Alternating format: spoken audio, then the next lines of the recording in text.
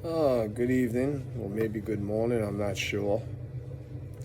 Had a rough day today. I got a phone call from my daughter about 11 o'clock today telling me my son Gerard was in the hospital and he had a pulmonary blood clot. Two of them actually. And they found some type of nodule on him. So, of course, I went down to the hospital. When I got there, he said he got there 1 o'clock in the morning. And this is the Staten Island University Hospital on Seaview Avenue. And they didn't even have the heart monitor hooked up to him. He was in the hallway, and when they put the monitor on him, he was running about 135. And they started giving him the Lovenox, I guess, to try to dissolve the blood clot.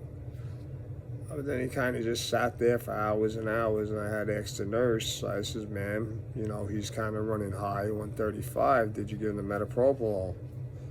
And she's like, "Yeah, well, I put a message into the doctor, about 4 or 5 hours ago, but she never got back to me. It's Sunday, it's after 4 o'clock, and she's probably got about 90 patients." I understand that, but, I just watch my son's heartbeat at 135, and I'm a little concerned. And he was having a little trouble breathing. He has a pulmonary embolism in his lungs, so I had asked if he can have some oxygen, and they gave that to him, and that helped a little bit. And he just said, "Oh, I feel better. That air feels good." He's 37 years old. He has other issues, but I really don't want to discuss his other issue. It's life-threatening, and I just asked the world for prayers. And I definitely wasn't happy with the service at the hospital. He laid in a hallway over there for 9 hours. The nurses didn't seem like they knew what they were doing, nor did they care, or they were just understaffed. And I haven't been over to Seaview Hospital and Seaview Avenue in years. I moved out of Staten Island about 20 years ago. So I kind of stay with the hospital out here, and I'm very comfortable out here. And yes, so I finally just now got off the phone with the administrator, and he got there 1 o'clock in the morning, and they finally gave him the metoprolol about an hour ago, and his heart rate went down about 94. So I had asked them to check into the white blood cells, which were 20,000, because I guess he has an infection, because they said there was a nodule somewhere that they were concerned about. And I had mentioned, I said, well, I didn't see any antibiotics on it, and nobody mentioned it to us, other than me finding it on his chart. So, I don't know if the hospital's understaffed or whatever the deal is, but I just asked for prayers for him.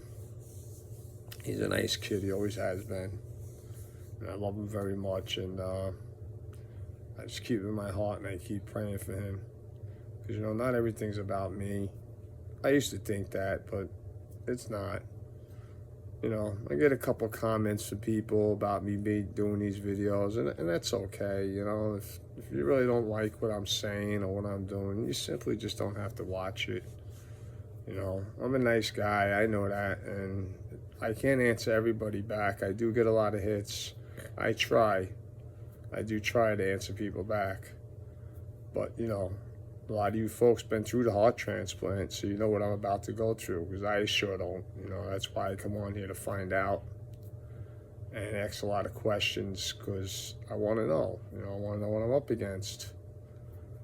Doctors are good people, but, they always make it seem like, oh, no problem, we'll have you fixed up. And, and I guess they have to tell you that way.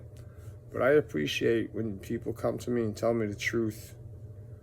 And, it helps me out a lot, especially with the fears I got. And, I'm just not I don't know, I'm not used to this kind of thing. I never had a surgery like that. I had a hernia surgery once before, but that was nothing. And I never even had an idea that heart conditions can get so bad like this. I just thought maybe one night I would go to sleep and not wake up. I have a defibrillator, so I do get shocked. I haven't since they tried me on the new medicine, but they're giving me tons of it. So let's just hope everything goes all right and I can get my status moved down. And, as far as the donors go, man, I feel terrible. I feel terrible that somebody has to pass for me to get a heart. And, I can't be more thankful to that person. I wish they'd be around so I could thank them. And, I have no problem letting the family know where it is and all that, because at least I could keep part of somebody else alive. And that makes me feel good and help myself a little bit. I am 59 years old. I did live a lot of my life already. And it's a blessing. It's a blessing in itself. But right now, I just really want to focus on my son and pray for him. His name is Gerard, just like me.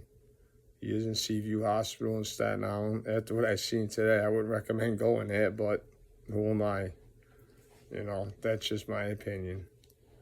You guys have a good evening, good morning, good day, whichever it is for you. God bless.